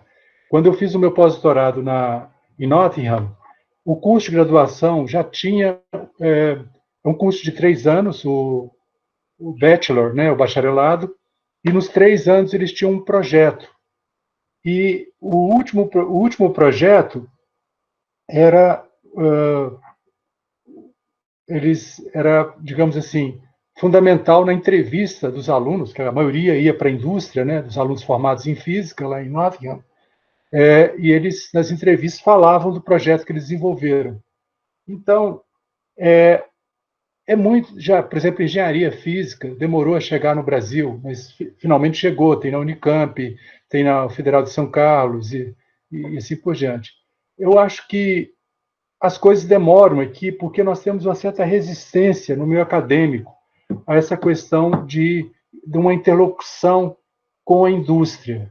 E nós estamos vivendo uma grande crise no Brasil, que o parque industrial brasileiro está encolhendo, né? O Brasil já teve entre as 10 maiores players de indústria no mundo. Hoje está no 16º lugar. Então, eu acho que não dá para a gente recuperar o que nós perdemos. Nós temos que inventar coisas novas. E eu acho que a universidade tem um papel fundamental nisso. E, além disso, tem uma questão muito cruel, que a gente vê muitos motoristas de Uber, que eu acho uma profissão louvável e tal, mas são pessoas super qualificadas para essa função. Então, são muitos com formação universitária. E esse problema de emprego, assim, da dificuldade de inserção profissional, não só de físico, mas de engenheiros e outros profissionais, nesse momento de crise econômica que a gente está vivendo, mostra que a formação tradicional ela é necessária, mas não é suficiente. Então, a gente tem que desenvolver uma cultura. Isso, em países anglo-saxões, é muito mais desenvolvido do que aqui, porque isso faz parte da cultura deles. Eu acho que o departamento de física e o departamento de computação, de ciência da computação, é um concurso, não preciso de falar, porque o próprio Daniel já mencionou aí várias empresas, já faz parte da cultura de lá. Mas no departamento de física, nós estamos mudando muito isso, porque nós temos agora laboratórios de física aplicada, tem vários projetos aplicados, feitos com empresas, né? Com a Petrobras, com a empresa de cimento e outras. Então, isso está mudando, que era um departamento, quando eu entrei, era muito acadêmico, porque estava num processo de criar a pós-graduação, de consolidar a pós-graduação. Hoje, o departamento, publicaram Physical Review Letters na Nature e tal, virou uma coisa assim, quase que não causa sensação mais. Então, o que a gente está vendo é que, por exemplo, nessa pandemia, alguns trabalhos desenvolvidos lá na física geraram um entusiasmo muito grande entre colegas que são pesquisadores na área de física básica. Então, eu estou vendo que está um ambiente muito mais favorável, inclusive com o programa lá de mestrado em física aplicada. Então, eu acho que isso tudo mostra que nós estamos caminhando, e isso é fruto de maturidade e de ter já um sistema de pesquisa consolidado que nos permite alçar novos voos. E no momento que isso está se tornando crucial para o país. É isso. Não sei o que Daniel e Pedro têm a acrescentar a esse.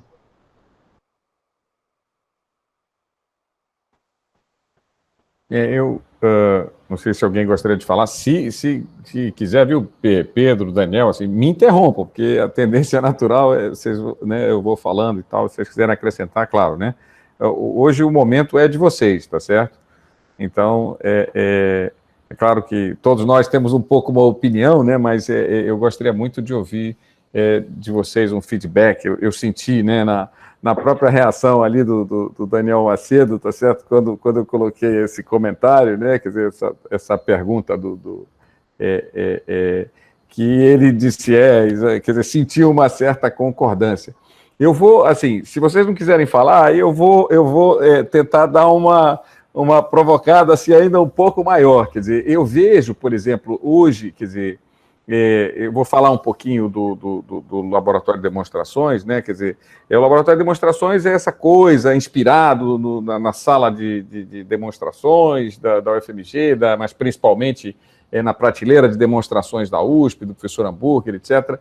Então, assim, o Eduardo virou uma espécie de ídolo da gente no início e tal, porque ele tinha aquele livro Física Mais que Divertida, dos experimentos, etc. Então, quer dizer, isso foi uma inspiração muito grande, né, para a gente, né? Então, essa ideia, quer dizer, a gente o que a gente lamenta? Quer dizer, quando os alunos chegam para fazer o curso de física, eles não têm nas escolas um laboratório, tá certo? E, assim, isso não é um impedimento verdadeiro, quer dizer, eu acho que esse livro do Eduardo e tantas outras coisas, né, que existem, né, não é à toa que esse livro do Eduardo se tornou muito popular e traduzido para sei lá quantos idiomas, né, quer dizer, Eduardo, já perdi a conta, mas, assim, por quê? Porque a primeira coisa você chega numa escola, a escola não tem laboratório, o professor, não vou fazer experimento porque a escola não tem laboratório. E essas iniciativas, elas dizem, olha, você não precisa de laboratório, tá certo? Porque você faz o seu laboratório lá com R$ 1,99, né, com experimento de baixo custo, e fica um negócio muito legal. O principal desafio é ao professor, né, a qualificação do professor. E aí eu vou estender isso para a questão da inovação. Quer dizer, então, se nós temos um problema muito grande com relação à ausência do experimento, né, quer dizer, da prática experimental, a prática inovadora, que eu acho que está associada a isso, certamente, mas o desafio é maior ainda, tá certo? Porque é um pouco mais, tá certo? Quer dizer, essa coisa de estimular a criatividade e depois disso, quer dizer, pensar, mas será que essa ideia pode ser replicada, transformar isso num invento, transformar isso numa patente? Quer dizer, então eu gostaria, quer dizer, que tipo de mudança vocês acham que teria que ser feita no seio da educação básica brasileira, em particular nas escolas particulares, né, e privadas, escolas públicas e privadas, né, quer dizer, o que vocês acham? Quais as principais mudanças? Que recado, que mensagem vocês deixariam aí para a gente refletir sobre no que a gente poderia promover o desenvolvimento da inovação, digamos assim, na nossa sociedade? Oi, desculpa aí, pegando um gancho. Alô? Ih, caiu a internet. Não caiu não, Castanheira, pode falar. Está muito instável hoje aqui, já estou no celular com a linha de dados. Então, antes de mais nada, queria parabenizar pela apresentação, muito boa, muito interessante, né, para pensar sobre esses assuntos. Eu queria já pegar um gancho na questão do Espino, né, que levantou a questão da educação. O Eduardo já também falou da questão cultural no ambiente acadêmico, e eu queria saber a opinião de vocês sobre se tem alguma barreira estrutural, né, no país também para que dificulte, quais são as dificuldades mais macro, né, mais estruturais. Nós temos, por exemplo, dezenas de universidades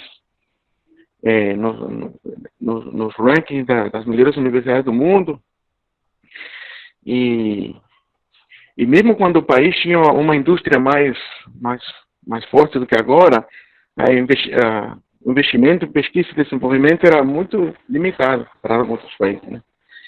Então, eu queria saber qual é a opinião de vocês, se tem alguma coisa mais macro, né?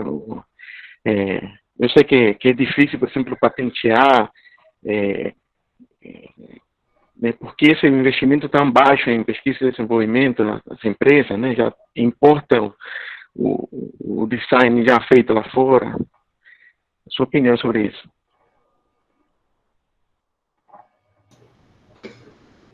Bom, eu vou começar, Jorge e Crispino, aproveitando aqui as perspectivas diferentes.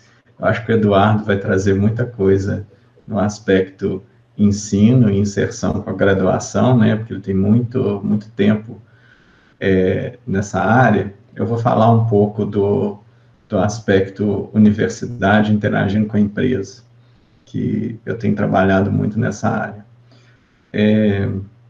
Perspectiva que nós temos, olhando para legislação, eu acho que é muito boa. Nós temos hoje várias ferramentas aprovadas que você pode fazer projeto com a empresa, você pode receber recursos de empresa para reformar um prédio. Hoje tem aquela ideia, né, do naming rights, em que uma empresa ela te paga um certo valor para colocar o nome dela em um auditório ou em um prédio. Isso já é possível. Toda a parte também de pegar uma tecnologia que foi desenvolvida por alunos ou por pesquisadores e licenciar essa tecnologia está sendo uma coisa que é muito fácil, que há 20 anos atrás era complicadíssimo, você tinha que praticamente entrar nas pró-reitorias e pedir para que todo mundo trabalhasse, que tivesse a coragem de fazer esse tipo de coisa, porque não existia o processo interno, não existia legislação, mas hoje a legislação está toda aí para poder fazer esse tipo de coisa.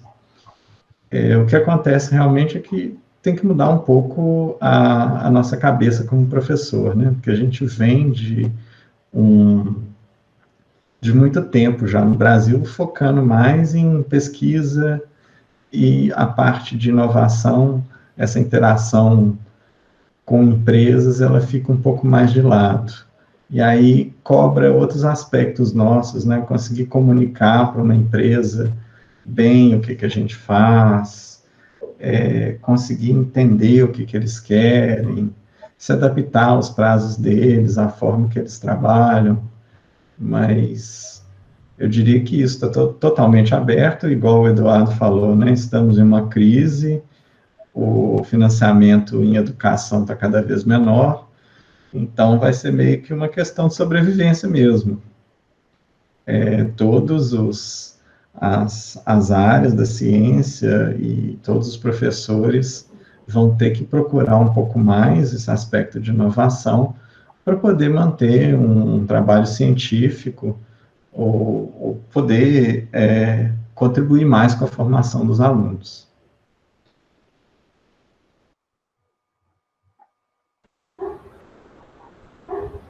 Obrigado, Daniel. Eduardo, você quer? O Pedro tem muito a falar também.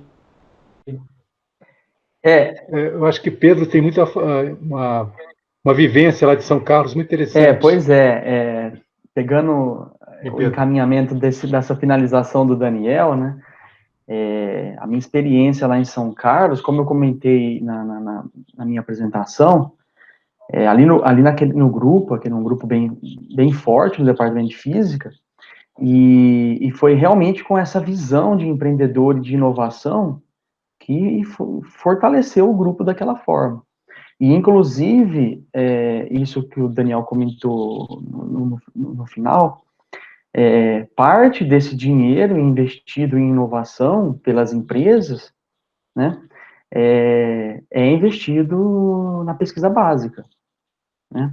Digo que é até uma boa parcela. Então, desenvolver essa mentalidade empreendedora, né, nos nossos departamentos, eu creio que é o futuro, né? É como a gente vai driblar essas crises que oscilam, né? Ora aparece, ora somem, de investimento estatal, né, federal, e como a gente tem aqui enfrentando ultimamente.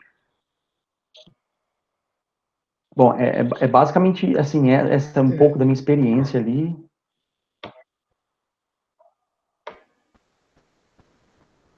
Eu queria mencionar o caso, eu conheci o professor José Paulo Paes, lá da Universidade Federal de Juiz de Fora, e ele fez o pós-doutorado dele na Universidade de Stanford, com um prêmio Nobel, aliás, da área do Pedro, né? Que depois se tornou secretário de Estado na área de energia, né? Nos Estados Unidos. Então, quem aí, alunos aí do Pará, que tiver interesse em trabalhar com projetos aplicados na indústria e tal, a minha dica é o professor José Paulo Paes, lá de Juiz de Fora. Eu achei ele muito interessante o trabalho dele. Inclusive, nós tivemos ele dando uma palestra lá no Departamento de Física. Então, o que eu percebo é uma questão cultural. Nós temos, se a gente comparar o Brasil com a Coreia do Sul, com Taiwan, com outros países lá da China, na década de 60, nós tínhamos mais ou menos o mesmo nível socioeconômico, renda per capita, talvez, e educação também, né? Só que esses países investiram muito em pesquisa aplicada e hoje se tornaram economias robustas, e nós não. ao mesmo tempo, nós temos um mercado muito fechado. Então, isso afetou, por exemplo, a própria lei da informática. Ela criou uma reserva de mercado que acabou deixando o nosso parque industrial aí muito atrasado em relação à evolução da área. Então, existem várias questões macro, né, de política, ou falta de política industrial para o país, mas, ao mesmo tempo, eu acho que a academia tem um papel importante em mudar esse cenário e criar um futuro para o país, porque eu confesso que eu sinto falta disso, né, de ter políticas para esse país, como que ele vai ser, qual o desenho do Brasil daqui a 20, 30, 40 anos, quando o mundo vai ter inteligência artificial, vai ter robótica, já tem isso, né, mas vai ter uma escala muito maior. E não é, todos os países têm os seus desafios. A China, por exemplo, para vocês terem ideia, em 2050 vai ter mais de 500 milhões de idosos que vão ter, quer dizer, qual o sistema previdenciário que vai dar conta de uma população inteira europeia atual? Isso pela China. Então, eu quero dizer para vocês que nós também vamos ter os nossos problemas, né? E a nossa economia vai ter que ser modernizada e tal. Então, eu acho que a questão da inovação vai se tornar uma necessidade, não um luxo ou um deleite pessoal ou coisa desse tipo. Para as empresas hoje já se tornou uma necessidade. E a universidade, por exemplo, se vocês imaginarem agora que uma boa parte do ensino vai se tornar ensino à distância, significa que vai ter muito espaço na universidade que vai ser, de alguma forma, vai ter que ser repensado. Né? Então, eu imagino que a inovação vai se tornar uma faceta cada vez mais visível do mundo acadêmico. É esse mais ou menos a minha leitura. Muito obrigado, Eduardo. Então, a direção apontada pelo Crispino, né, da questão de modificar a educação, né, mais direcionada para a inovação é fundamental, né? Obrigado. É isso aí. Obrigado, Castanheiras, pela pergunta. Obrigado a todos. Assim, pessoal, nós já estamos aí, né, quer dizer, contado o momento de início oficial com, né, mais de 1h30. Então, assim, claro que o papo está muito bom, a conversa está excelente, mas a gente precisa, né, conduzir para a finalização. Eu tenho mais 2 perguntas, aí eu vou limitar a essas 2 perguntas que são, na sequência, as perguntas que têm colocadas aqui. Eu sei que há outras perguntas e, claro, eu tenho certeza que os professores Eduardo, Pedro Tavares, Daniel Macedo terão disponibilidade aí para vocês entrarem em contato. Eu posso fazer essa ponte aí, também o Daniel Cota, tá certo? Mas, assim, temos uma pergunta do Igor Coimbra e do Eliezer Neto. Igor, você quer fazer a sua pergunta? O Igor é servidor técnico-administrativo aqui da Universidade Federal do Pará, né?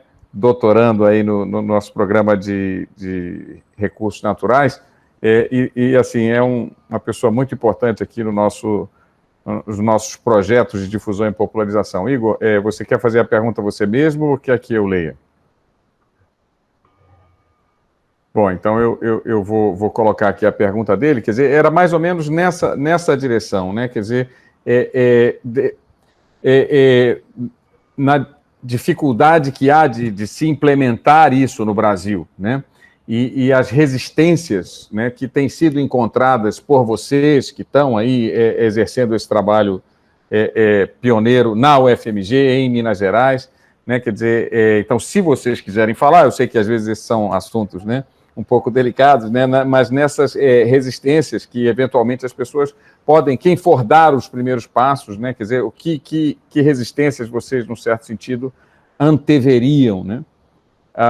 E o Eliezer Neto, que é aqui nosso bolsista do Núcleo de Astronomia da UFPA, que é um outro centro de difusão e popularização mais específico da astronomia, né? Quer dizer, nós temos aqui uma ação forte com essa parte de materiais recicláveis, com material de baixo custo, porque assim, você não pode exigir de um professor que tenha um salário não tão avantajado que ele, né, quer dizer, se associe a materiais industrializados, de alto custo, etc. Então, ele tem que pegar aquilo que ele tem à mão, e aí a gente cai na parte de materiais recicláveis. Então, o Eliezer Neto, ele faz uma pergunta se vocês poderiam deixar uma orientação mais em quem esteja trabalhando com essa parte de material reciclável mesmo, e assim, as inovações que eventualmente podem surgir a partir de protótipos, né, pensados como baixo custo, etc. E aí eu já aproveito para vocês escolherem uma ordem para tecerem suas considerações finais, né, e a gente já ir caminhando para o encerramento desse webinário.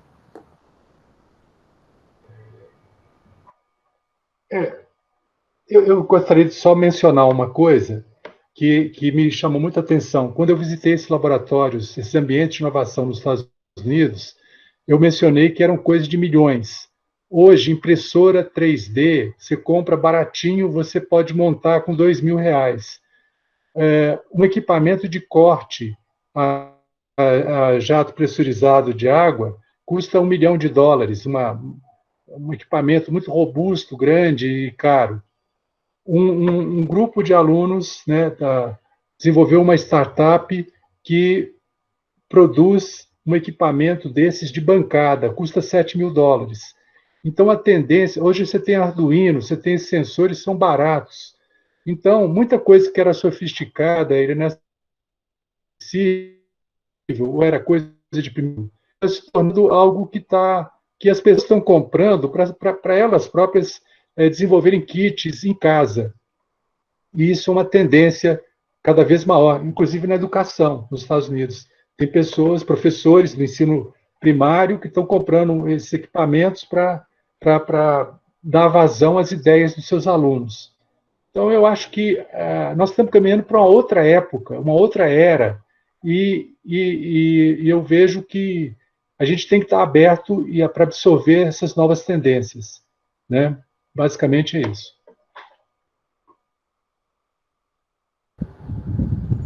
Ok, como eu falei, então eu vou pedir aos professores Daniel Macedo e Pedro Tavares que façam, então, suas considerações finais, se quiserem aproveitar o gancho já para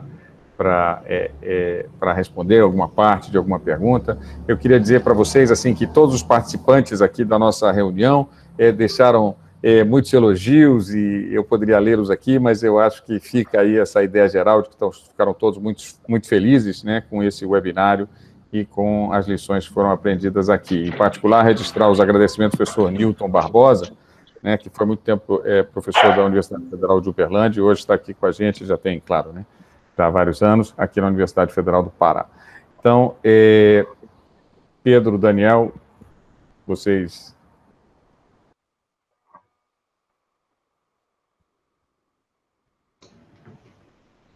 Bom, eu vou começar, então. Eu agradeço novamente, né, a possibilidade de estar aqui. Inovação é um tema que acho muito interessante, que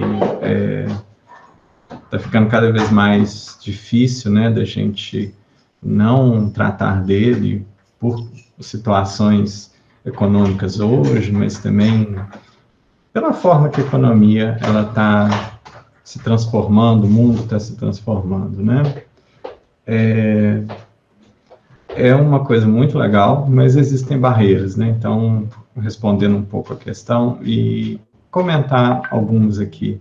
Uma é o fato de que os nossos cursos são muito engessados, né? A gente tem que ter uma carga horária muito grande, e que, se a gente for pensar nessa ideia de projetos, criatividade, o caminho talvez seja outro, né? Talvez seja a gente ter menos carga horária para deixar os alunos desenvolverem mais coisas, eles ficarem mais independentes dentro dos nossos cursos, né?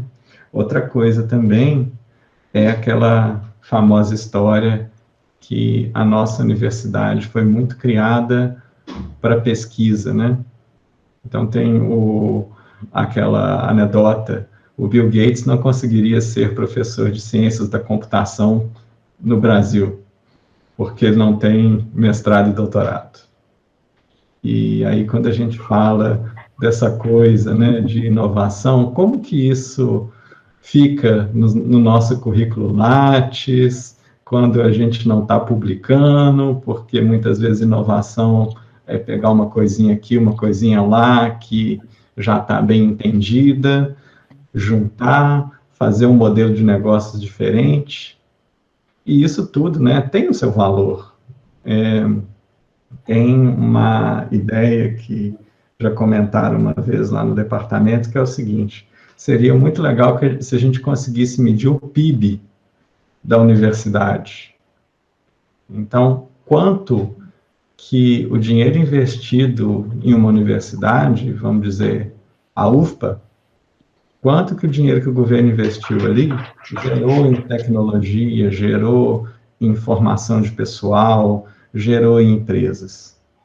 Seria muito interessante, né, em vez da gente só olhar essa questão de papers. Então, eu acho que tem muita coisa para a gente trabalhar. É isso, e obrigado a todos por estarem até agora acompanhando a gente. Bom, Nós aqui agradecemos. Pedro. Bom, rapidamente, obrigado, Crispino, obrigado a todos pela presença e pelas perguntas. Só comentando, uma coisa que talvez eu percebi que está sendo um pouco uma barreira, né, é a gente convencer as empresas e as indústrias que a universidade é um bom lugar para eles procurarem por soluções, né? Às vezes a empresa não confia muito no que é feito ali na universidade, ou tem uma visão errada da universidade em relação a isso. Então, você aqui na universidade está incentivando esse projetos de inovação, faz chegar nos ouvidos, né, das indústrias, dos donos, de pessoal de marketing, pessoal de inovação das próprias indústrias, que a universidade é um ótimo lugar para a gente começar a olhar, né, para eles começarem a olhar. E tirando isso, essa parte, olhando um pouco para os nossos alunos, né, da minha experiência, é muito importante a gente achar formas de motivar os alunos, né, a continuar o curso de graduação, não apenas utilizando livros e papéis e canetas, resolvendo exercício, mas dando a eles desafios a serem gerados, mostrando para eles como é que pode ser o mercado de trabalho de um físico, onde vocês podem atuar, que diferentes formas de criação que vocês podem usar, ocupar a nossa mente. Então, e nesse âmbito, né, ter uma empresa júnior num departamento, isso ajuda muito, né, com essas extensões, com essas atividades de extensão, principalmente com talvez essa portaria do MEC que está para vir aí, né, que 10% dos cursos vão ter que ser destinados à extensão. Então, é muito motivante estar participando desse projeto também, de criar, e creio que, tendo uma empresa júnior, aumente mais ainda a divulgação de inovação dentro das universidades. Bom, essas são minhas considerações finais. Obrigado de novo pela possibilidade de estar falando aqui com vocês, apresentando um pouco da minha história aí, e a gente apresentando um pouco o laboratório. E as coisas estão sendo feitas no departamento, no instituto, né, na UFMG. Ok, nós aqui agradecemos, Pedro. Eduardo, você se sente contemplado aí já pelas suas falas? Quer deixar uma mensagem final aqui para a gente? Ou a gente... Olha, o que eu tenho a dizer, agradecer imensamente esse convite. Eu tenho uma admiração muito grande pelo trabalho de vocês aí no Pará. Eu sei do quanto você, Crispino, tem feito em prol da pesquisa básica, do ensino, ser um multitarefa, né? E parabenizá-lo também por essa iniciativa de promover esses debates, e nós estamos particularmente felizes por você nos ter escolhido para integrar esse programa seu. E sinta-se à vontade nós colocamos à disposição dos alunos da Federal do Pará e os que estão ouvindo, para a gente debater esse tema e para trocar figurinhas, porque a gente aprende conversando, não é? Perfeito. Muito obrigado, então, Eduardo, Daniel e Pedro. Então, eu vou pedir para que todos liguem seus microfones para uma salva de palmas final para todos os nossos palestrantes. Muito obrigado.